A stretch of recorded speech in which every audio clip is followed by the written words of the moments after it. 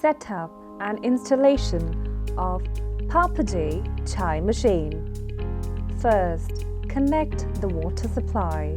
You can either connect the machine with water jar, or you can connect the water supply directly to the machine, but make sure the pressure is not more than 20 psi. When connected to either of the water source, make sure the switch is in the right direction. Now, connect the power supply and turn on the switch behind the front door. The machine will start heating and soon display "Make your beverage." In the meantime, fill and load up the canisters.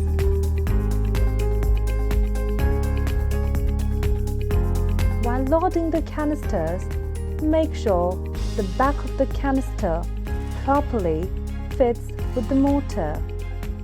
Now fix the elbow properly into the canister. Your machine is now ready. Just choose the beverage of your choice. But wait, don't drink it yet. Always throw the first cup after installation of the new machine. Enjoy your favorite cup of drink today. After all, it's not chai, it's Papaji's chai.